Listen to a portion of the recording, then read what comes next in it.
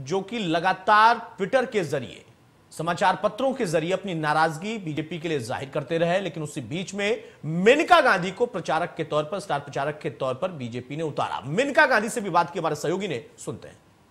मंत्री और सुल्तानपुर की सांसद मेनका संजय गांधी हमारे बीच मौजूद हैं। मैं उनसे जानना चाहूंगा कि 2022 के विधानसभा चुनाव में उनकी क्या रणनीति है। आपको बता दें कि जिस तरह से मेनका जी ने अपने कार्यकाल में लगातार दौरे पे दौरे और जिस तरह से जनसभा की है, उसकी वजह से क्षेत्र की जनता में उनको लेकर खासा उत्साह रहा है। और जिस तरह से उन्होंने 5वें चरण के इस चुनाव में उन्होंने लगातार क्षेत्र में पांचों विधानसभा चुनाव में पांचों विधानसभा जहां से उनके प्रत्याशी लड़ रहे हैं, उन्होंने जनसभा करके भाजपा प्रत्याशी को जिताने की अपील की है। मैं उनसे आज जानना चाहूंगा कि 2022 के विधानसभा चुनाव में उनकी क्या रणनीति है और कितनी सीटें आने की संभावना बन रही है। मेनका जी, इस बार 2022 के विधानसभा चुनाव में आपको क्या लगता है कि कितनी सीटें आने की कुछ संभावना? मुझे सचमुच में आपने बड़ी मेहनत की है क्षेत्र में, जिस तरह से आपने भाजपा प्रत्याशियों के पक्ष में जनता को वोट डालने की अपील की है, क्या लगता है आपको इस बार जनता? अब मेहनत तो मैंने की है और मेहनत तो सब ने की है। जी जी।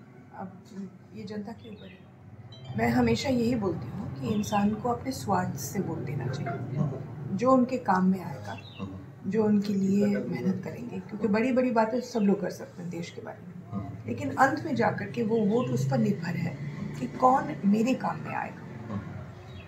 ये सुल्तानपुर को सिखाने की कोशिश कर रही है। जिले की जनता आपको माँ के रूप में मानती है, तो क्या इस बार माँ का आशीर्वाद जनता को मिलेगा और जनता कितना उस आशीर्वाद को जो वोट में कन्वर्ट करेगी? क्या मान, मेरा आशीर्वाद तो एक एक इंसान के साथ फले फूले। इस बार 2022 के विधानसभा चुनाव में कांग्रेस की क्या स्थिति है? क्या लगता है कांग्रेस में प्रियंका जी का कुछ जादू या करिश्मा कुछ चलेगा?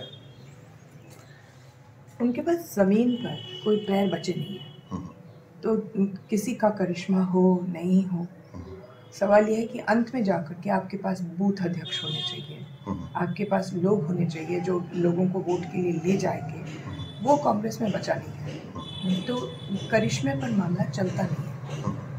सुल्तानपुर में 5 विधानसभा पे यहाँ पे भाजपा प्रत्याशी लड़े, कितनी सीटें आने की संभावना है? क्या मालूम। देखिए, मेनका जी ने कहा कि उन्होंने पूरा प्रयास किया है और उन्होंने पूरी मेहनत कर रही हैं और 2022 के विधानसभा चुनाव में वो समय ही बताएगा कि भाजपा को कितनी सीटें मिलेंगी। कैमरा पर्सन पंकज गुप्ता के साथ रवि श्रीवास्तव, इंडिया न्यूज। देखिए, राजनीति में दावे सब करते हैं, लेकिन मेनका गांधी ने बड़े स्पष्ट तौर पर कहा कि उन्हें नहीं मालूम कि सीटें कितनी आएंगी। हाँ, मेहनत उन्होंने की है, पार्टी के लिए की है, लेकिन बड़ी बात कही कि जनता को अपने स्वार्थ के हिसाब से वोट करना चाहिए कि कौन सा कैंडिडेट उसके लिए वाकई काम भी करेगा। साथ में कांग्रेस को लेकर जो सवाल था, उन्होंने स्पष्ट तौर पर अपनी बात रख दी कि आप कितना भी करिश्मा करने की बात कहें, लेकिन जमीन पर अगर आप मजबूत नहीं होंगे, वो किसी भी पार्टी के लिए है, तो वहां पर शायद आप करिश्मा नहीं कर पाएंगे।